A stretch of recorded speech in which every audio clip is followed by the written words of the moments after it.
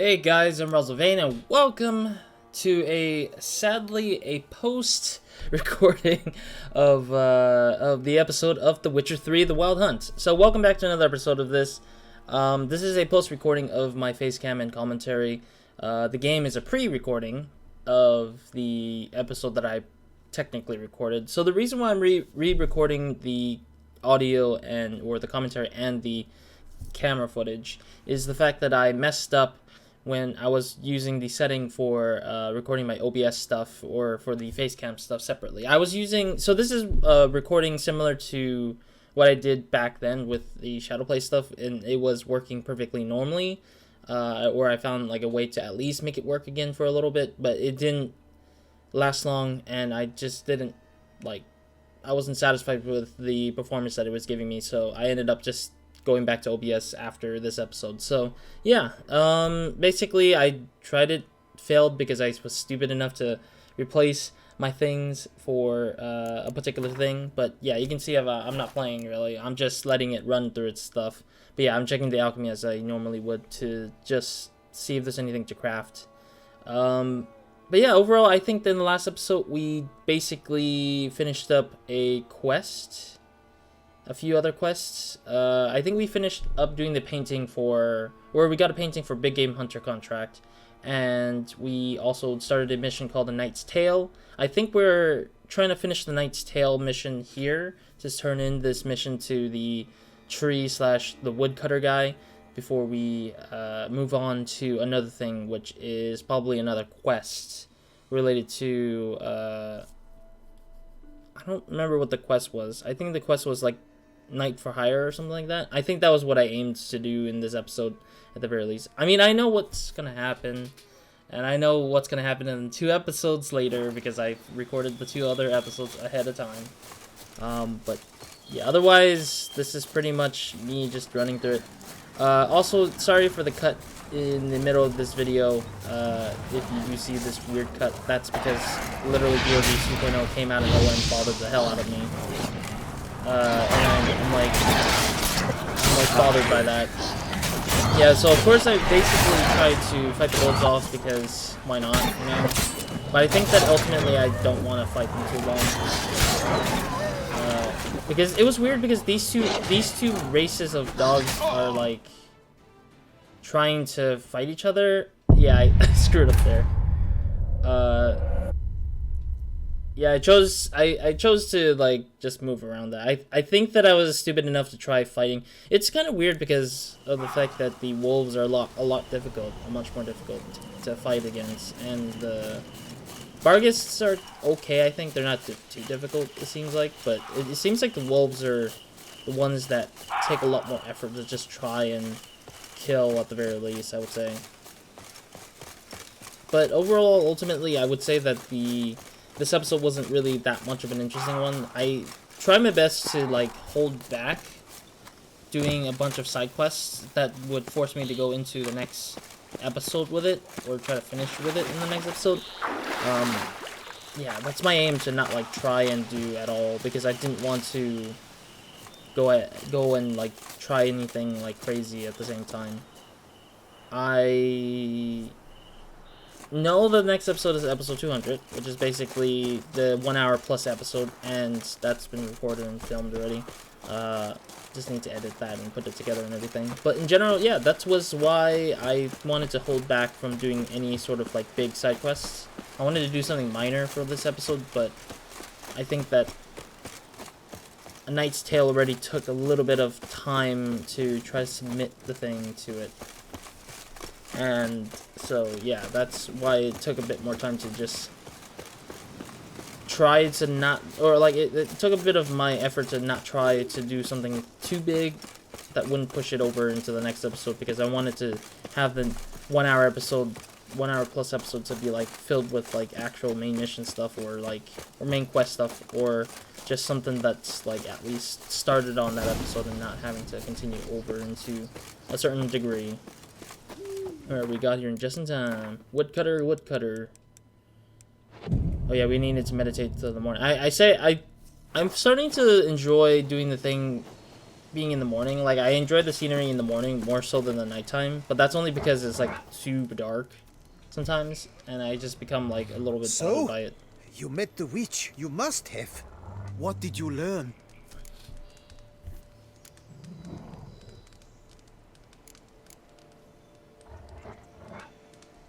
Yeah, I mean, we met the witch.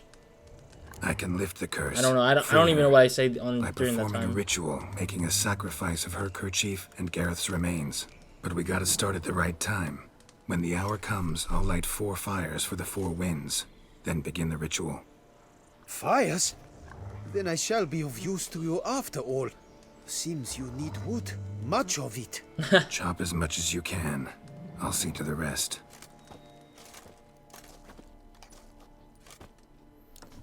Yeah, I think that the second option was something that was unnecessary for me to click, because I felt like asking it would have just not I've really chopped helped and at all. stacked the wood. What now? My turn. Gotta light fires and talk to the woman enchanted in the tree. No idea how this'll turn out, so just in case, stand at a distance. And if you see me draw my sword, run.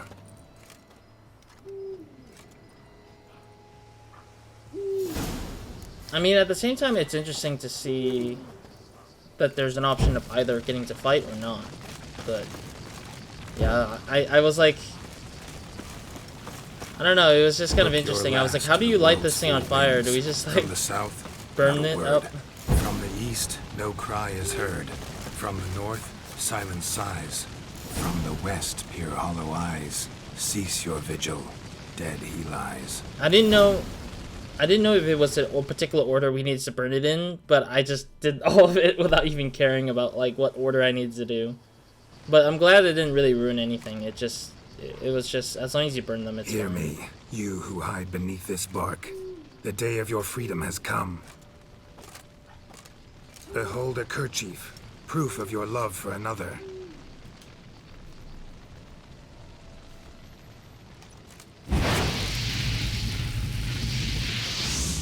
Behold, green fire. the bone of he to whom you offered your love. No green fire, sad.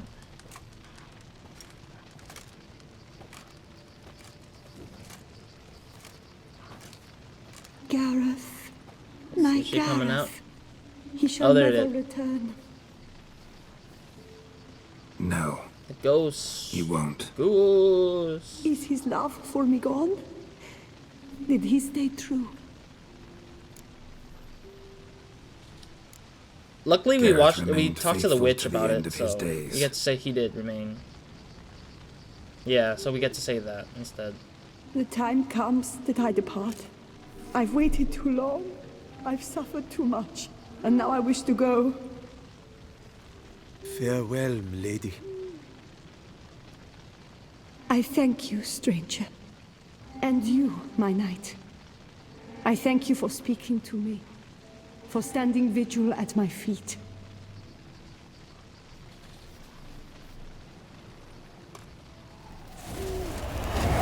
It's sad, but it has to be the way it is. I did not think it would end this way. I hoped we could revive her.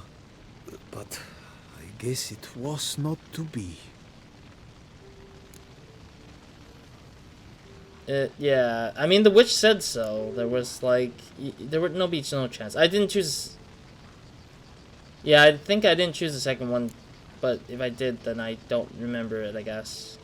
Because I said that being negative to the dude kind of would have hurt him, but I think it's best to just say that we tried, because we did do what we could to help him. But then again, if we did say no happy ever after, it would just break somebody's heart, or just like hurt them emotionally a little bit. But then again, I mean, who knows? Like, at the same time, like we like, what can you expect? The witch did say she knew that the woman was not going to be able to come back from that. Like, she stood there for so long that nature took over her, and so she just couldn't come back from it. And the witch knew that, so the witch said that the best thing you can do is just let them out. But I don't know if there was an option or a way to get the witch to sort of let us revive her, I guess. But then even if the woman came out of that tree, she still would have wanted Gareth. And if we didn't choose to do, if we do choose to revive her, then there would be a whole complication, I bet. I don't think that would even still be possible. I think that if somebody was to try to push this forward to have a better happy ending, I think that this would have been a harder mission to finish. Here, your pay. Better. And the book is yours as well. Thanks. Take care of yourself. So long, I'm waiting for the finish of the mission. Let's go. Put this straight in my head.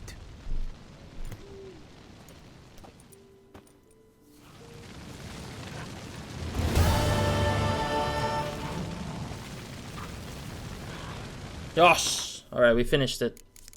All done as well. But yeah, yeah, I wanted to check to see if I didn't pick up any ingredients. I don't know why I did that. But yeah, one of the levels allowed me to, I believe, yeah, equip one of the gauntlets, so that was good. Nice that we're like about 3 more levels away to get the opening to equip the swords and the armor, not the shield. I don't know why I say shield. At the same time, I was wondering if there was any other way beyond like that side quest, but I think making it longer via just choosing options that would force me to fight harder or like find harder solutions to get them correct, I think it's worth it. But at the same time, I think that it also is trying to let you know that there is no actual happy ever after. I don't know if that's true, but I mean that's how I feel like it, because it's, judging from how it looks, it would have been like that. Oh, yeah, I was looking at the Ursine boots. I was thinking, how is this worth it? In actuality, I looked at this again probably around 2 episodes from now, and that is clearly not the Grandmaster Ursine boots. That's just the Ursine boots I found from the main game. Which is weaker, yes. It's way more weaker than the Grandmaster one, which the Grandmaster one is going to be seen in 2 episodes from now, which I will probably take a look at that by chance. So you guys might see that in time. Oh yeah, I was looking at the Tufo contract. I was trying to decide which side quest I want to do next that wouldn't take too much time, and Big Feet to Fill was one of the options, I think, for me, but I just didn't think about it, so I just thought about doing the Knight for Hire, I think. Yeah, I went for Knight for Hire. Yeah, I was thinking about saving the main quest till the next episode so that I can actually start doing it and actually push for a long episode for the particular main quest. But we'll see about that in the next episode. I mean, I did actually go for the main quest in the next episode, which is a good thing. Scavengers, yeah, I was thinking about scavengers as well. I think scavengers are pretty short too, but I think it depends on what I'm fighting, I guess. Usually, because the Ursine Grandmaster's armor thing was a bit lengthy due to how I had to like traverse through 2 different locations, and also fight like a bunch of monsters, especially centipedes. I think it's just a matter of like what I'm fighting over there that causes me to like be like it would cause me to struggle a lot more than I needed to be. Alright, yeah, I wanted to go to the map to see where to fast travel to. First, where the closest fast travel, and then where to fast travel to. Yeah, so it's over there with the helmet, the knight's helmet. Yeah, I had to fast travel to the grand place there. Alright, so basically, yeah, I headed to the fast travel pretty much, is what I needed to do. Rossi, you're all right. I don't know, I really feel like I really miss recording in this style with, well, not the post commentary, but like the way that I recorded it previously. But it's hard to get back into it now because of how easy it is to edit and like do stuff with the other version. That this is like a bit more, like this is easier for me thumbnail wise, but it's easier for me, like this is easy for me to get my thumbnails, but it's harder for me to like get it right where the performance is working the way I want it to work. I don't know. I just wish there was a perfect balance of everything, but it's just the problem is there's no perfect balance for me, and it's causing me... Okay. But yeah, it's just hard for me to kind of record the way I needed to. But yeah. Otherwise, I would have like probably gotten a lot done quicker without having to think about the settings and such, but it's like whatever. Yeah, that's the herbalist we already battled in Gwent. Yeah, I was thinking about doing Gwent too as well, because I didn't know whatever places I was missing on for the Gwent stuff. Because I still want to, like, at least finish the Gwent quest, the side quest that says collect these 19 cards from these 19 different people for the Skelka deck. And I don't know, it's just, I'm looking at them and I'm just like, are these locations that are abandoned places? Should we go there and, like, rescue those guys or rescue those people? Should we I don't know, like see if they're doing all right and such, and then get a sort of location marker for that and stuff like that. So that's pretty much why I wanted to look around to see which places would have been a place where I could just get to. Oh yeah, I was looking at the world map rather than actually on the fast travel post. I love how I made that same mistake, or I made that mistake in particular in that stupid scene, but it's like whatever.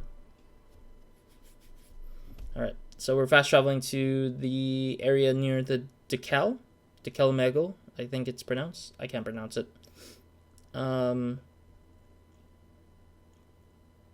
Yeah, I don't really know what I've talked about during this particular episode in general, because I think that I don't have much to say. Usually I do say stuff, but it's usually in reasonable parts of the episode. I think it would come into the episode and be like that. Like I would just think about what I'm doing in the episode, how I'm doing it, or what I'm looking for. And I think that's one of the things that I generally don't know if it's a good thing or bad thing for my commentary. I hate my commentary being just simplistic commands, like telling myself stuff to do the thing or how I'm thinking it. I mean, it's okay. It's really hard to say because of the matter of it's just a matter of like how people want to see it. But I, for one... Greetings, brave hero. I am Raphael de Serman, and I am the Ducal Camarlengo. I'm Geralt. So what is it you do here? I pay the knight's errand. For what? Our knights wander the roads, protecting Tusa from bandits and monsters. It is fitting and just that they be recompensed appropriately for these toils. Note, sir, that should you successfully smash a Hans, save a brother knight from peril, or extract a captured merchant from the hands of cutthroats, come see me. You shall be rewarded. Speaking of payment, my most heartfelt gratitude, sir. Compensation for your sacrifice. Oh, yeah. So, basically, his his side quest was not to give me a side quest. He does give you side quests, but or continue that side quest of a knight for hire or something like that. But in general, it actually is a culmination of a bunch of points you need to save or go to and save those people. And that's where we end up being that kind of case. But yes, yeah, I'm spending... Basically, I spend the rest of this episode reading books. And I know some people don't want to see that, and some people do want to see that because they want to know about the world building, or they just want to take a taste of what Toussaint had to show. I think that I saw the book and thought it was a readable book at first, so I bought that junk. And sadly, we'll see what it's gonna make us do. But yes, I end up looking for a specific set of books, and then I went to buy all his books, and then I sold it back to him because that was like the only sound strategy I got for doing this whole madness. Well, yeah, I said like do whatever, and then yeah, he had the Gwent card to battle for, or yeah, he had the so it's 2 out of 15 of the thing. He rewards me 100 crowns. That's it. Like, that's all there was to the Night for Hire quest. It's kind of weird because it's like, I don't know why I still look at that time. Yeah, look at the quests. Yeah, 2 of them I did by random chance, I think. Yeah, I just did 2 of those things by random chance, and I didn't mean to, I think. I just stumbled upon them along the ways of, like, all the other side quests. And I think I started thinking, like, oh god, like, I have nothing I can do. Like, there's nothing else I can really actually do, considering that we're getting closer and closer to the 30-minute mark or something like that. But yeah, we took a peek around of what we were missing out on. Yeah, a lot of them are in the upper side of things, like the north side of the whole Toussaint. To be fair, I could have gotten some of them already, but I avoided them because it was just like, I'd rather do the main mission or the side mission or side quests. Yeah, some on the right side. I don't know exactly which one specifically I did that counted the 2 of them, but I'm pretty sure I did them by just chance, and I was just like, I want to get this thing. Why not? Let me think what it was that I wanted to do. Yes, I wanted to read. Yes, I needed to read. Yeah. And after that, I needed to read the books. I was thinking about selling the armor later on, but it's going to have to come into a different point whenever that hits. I think that would be the next episode for sure.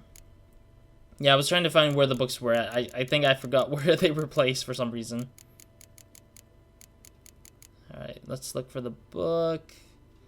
First up, the junk book. Yeah, the book that I thought was actually readable is just actually not readable, which is weird because a lot of the books in this game were readable, but that one in particular was not, and it was just like, why then sell it then, or why did it exist then? Yeah, pause and read, obviously. I technically actually go through this like this, and it's really bad for me because I just don't know why I slowed down the pace of the episode for this, but then again, it's world building. It's something interesting that's for anybody to take a glance at, read through it, and feel like, okay, wow, we've learned something, or some sort. A code duello is what I think I said during the time I saw this. But otherwise, I think that the rest of this episode is just this, and then there's a Gwent battle in the middle of it because of the my interest in getting the new card from it, if there was any card coming out of it. Proto-Felders. Fletters. Greetings, Knight. Okay. I don't know if there was another Can't one. help I but be thought curious, there was. but where do the funds for those payments come from? The Ducal Treasury, of course. Her illustrious Highness Anna Henrietta assigns great value to bravery and selfless patriotism. It is her standing order that any knight may receive a wage, pardon me, financial compensation for his dedication to defending the duchy's internal security and order. Wouldn't mind a glance at your books. Honestly, Ones I you're wish willing to this sell, was that in is. the main. I wish this was in the main game because of the fact that it would have been really cool to just get rewarded for just doing the side quests like that and just turn it into the one guy, and then there would be like an interesting story to tell with it. But that's whatever, I guess. Yeah, I ended up going through the whole list of my books to just sell whatever books I don't need anymore, because a lot of it has been read and I've never skipped or skimped out. And I said I wanted to keep any journals that are in my pocket. Yeah, I want to sell that one book. It's a shame that I bought it and just wasted my money away just to sell it back with like less gold or less crowns. Yeah, I don't know. I just wanted to sell all these books because I was just like, why not? Because I'm not using them anymore, and they're just... Yeah, I sold the Thunder's journal too because I think that it wasn't... I don't know who the hell Thunder was or what the hell it was from. Yeah, I just wanted to sell like as much books as I could so I can just get some money back from buying things and then just buy them. Buy some other stuff. The Redania one was really interesting that it's like high costing. Like there's only a few books that actually cost like a fair bit of amount that was useful for me, I guess I would say. But other than that, I think there's not a lot of books that were pretty much highly priced like those guys were. Which mutagen, Leather bound journal, don't care. I don't know why I sold that one, but it's like whatever, I guess. Yeah, because at that point I'm just like whatever. Yeah, because at a certain point I think I just said whatever with these books, and I just sold whatever I felt like was not necessary in my brain. I think I wanted to sell some of the other stuff at the bottom. Looking for the ones with higher numbers of pricing. Do it yourself! Prophecy. The Wild Hunt. Kept the book for the Wild Hunt. Cover and Povises. Sure. Centipede stuff, I guess it looks like. The Horse Whistle. World of Insectoids. Necromancy. Witcher Signs. I still don't think that there was any books that would have helped me in skills or like abilities, because I remember this is not Fallout. I know Fallout. Yeah, I looked at the arrows for the books. The books with the quests I ended up buying back because I realized why not just keep them, because it's whatever it is. Because I needed them for other reasons, I guess. Oh yeah, what? Well, I think I didn't finish selling the books, so I just ended up being like weird.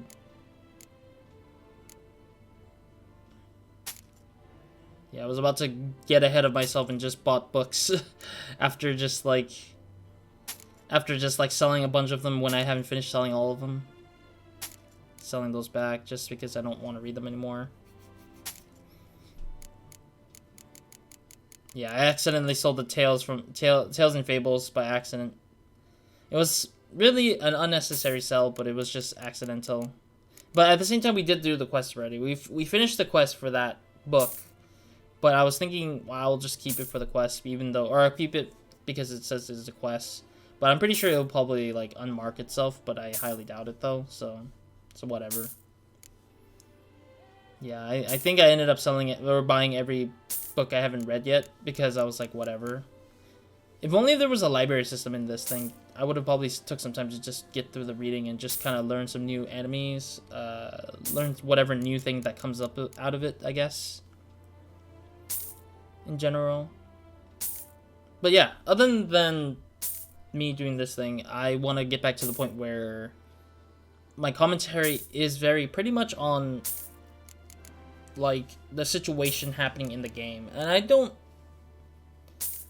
think it's a good way of commentary. I think it's just more like the most easiest thing to do, to kind of speak on what you're thinking and stuff like that. But I think the best commentary comes from when you have to think about something and say something about it. Like, see you later. Go like in peace, coming up with a theme Knight. that surrounds the particular thing. Yeah, I think those, like, that sound effect of the rah or yeah, it's like probably accepting of a quest or something rather than anything. It's kind of weird. Or maybe the quest is finished. It's just like it has leftover sound effects. Alright, time to go and read through every single thing. It's really annoying, but it's whatever it is. I mean, it's still beneficial because it gives me insight / knowledge on certain beastry that I've either have not encountered in this game yet, because I know that the Slizzards we didn't encounter until like a couple episodes ago, I guess. And like even before that, we didn't start the DLC, this particular DLC, Blood and Wine, like way back when, like maybe 10 plus episodes about this point, I would say. But yeah, it's in general, I wish my commentary was like at least more insightful than just not super insightful.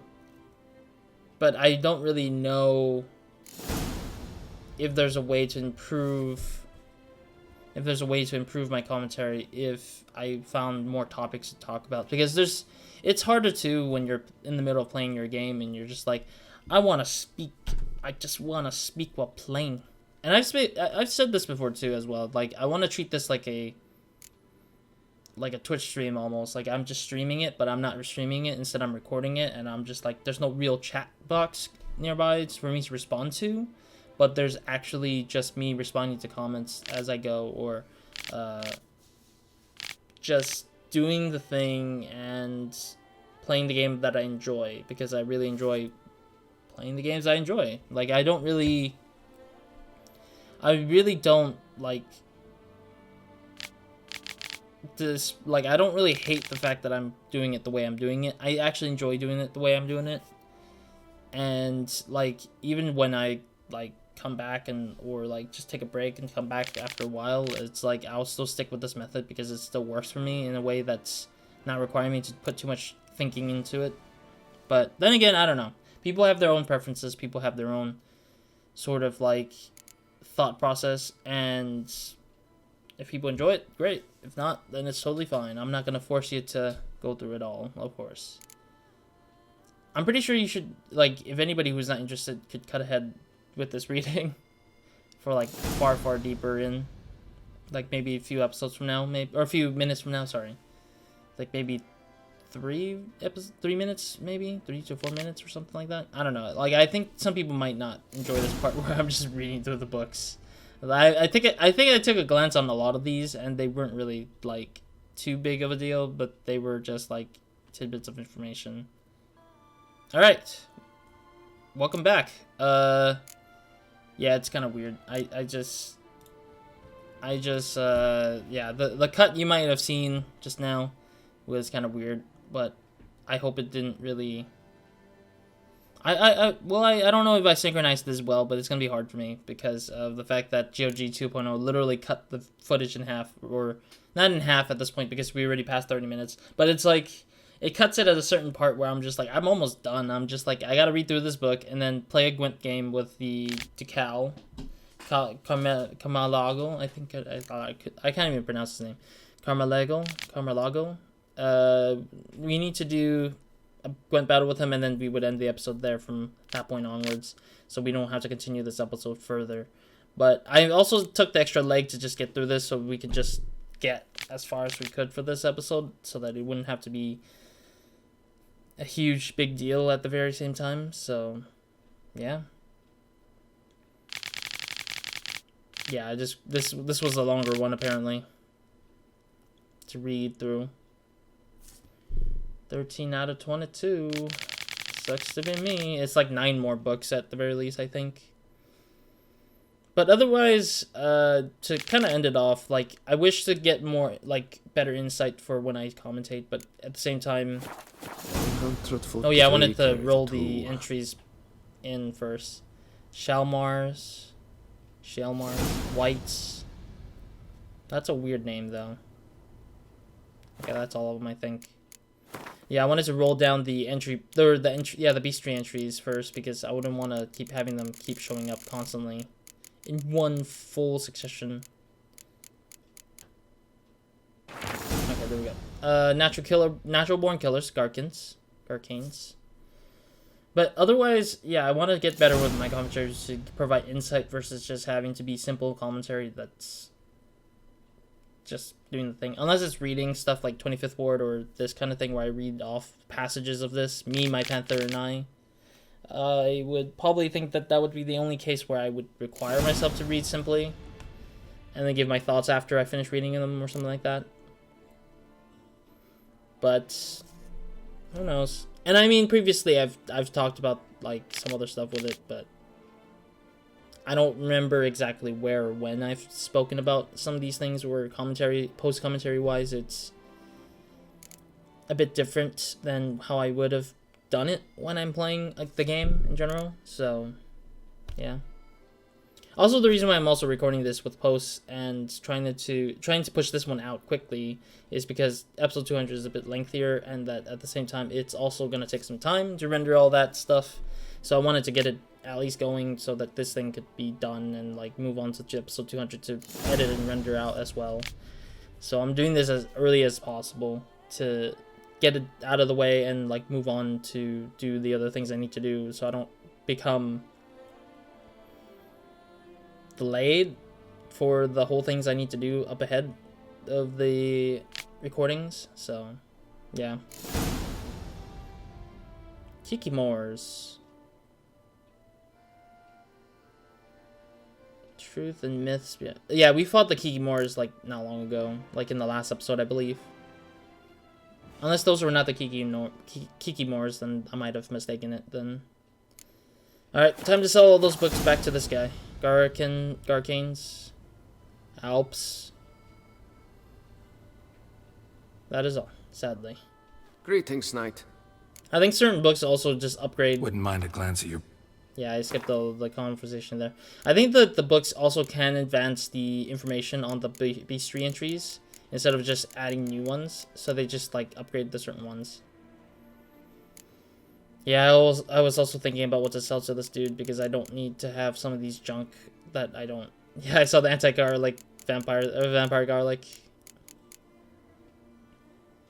I just saw the rotting flesh to it's hilarious. Alright, let's sell the books from the bottom up, I guess, is what I think I tried to do. I want to make sure that I'm not selling the quest, but I think I ended up, like, selling one of them by accident. Because I was just, like, rushing through it without thinking. Yeah, I said, like, if I sold something, I will buy it back anyways. Yeah, there we go. Tales and Fables again.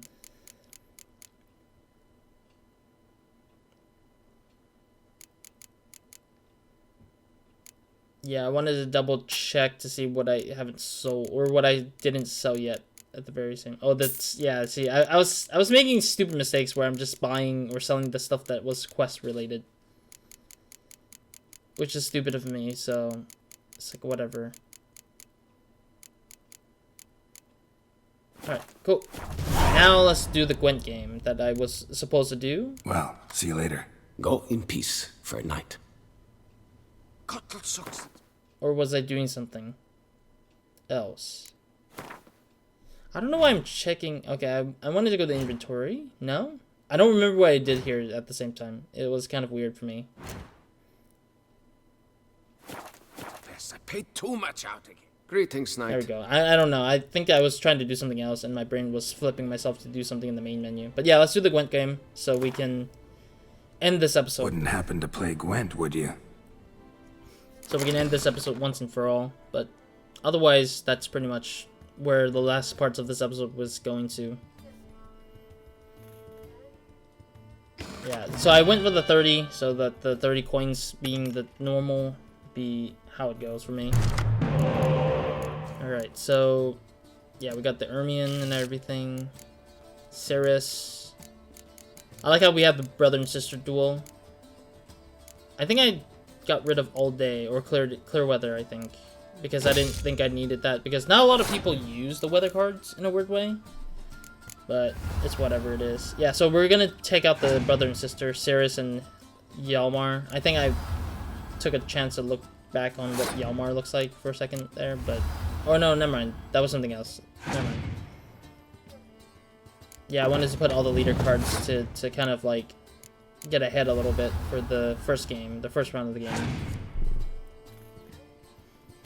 Alright, the horn.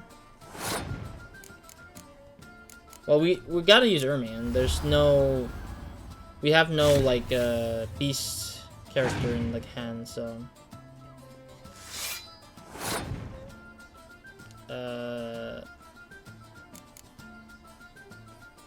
Yeah, I was thinking about using that. I didn't want to use the destruction card quickly, but at the same time, yeah. I also don't think that they could have used the destruction card. Yeah, they always have spy cards. It's funny because a lot of the players now use that particularly zero leader card, the zero spy leader card. That really just hurts me a lot more, but it's like what can I do? Oh yeah, it gave me a spy. I forgot Nilfgaardens are like the ones that give me a lot of spies, so I needed to grab that to just get ahead of myself. Yeah, I passed to just get the victory. It's like mine as well. Revive one of the beasts. Or revive one of the guys, I guess. Plus, I didn't have any more dummies, so the dummy would be, like, gone now for me. Yeah, brought back some particular characters. Yeah, I needed to use the spy eventually, so makes it easier on me. I don't know what I thought about. I was thinking that I wanted to spend as much as I can.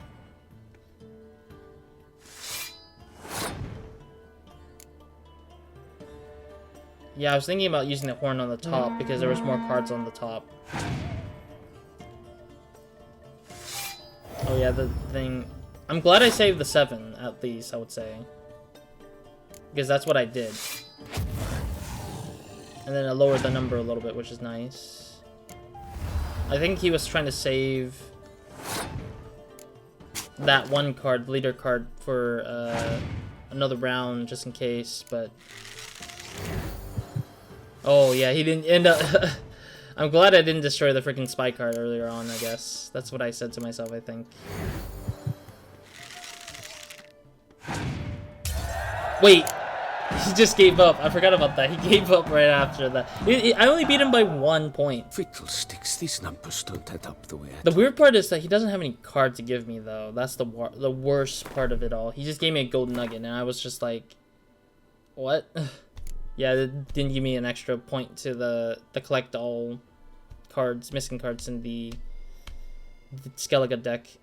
Disappointing though, but like I haven't fought him before in Gwent, so it was actually the case with that part. But I don't know if battling him again would give me a card for sure, because usually when they give you an item, especially with like tools or something like that, it becomes very less likely that they would give you anything more than that, because they'll give you just regular intervals of the same item or similar item cases, pretty much.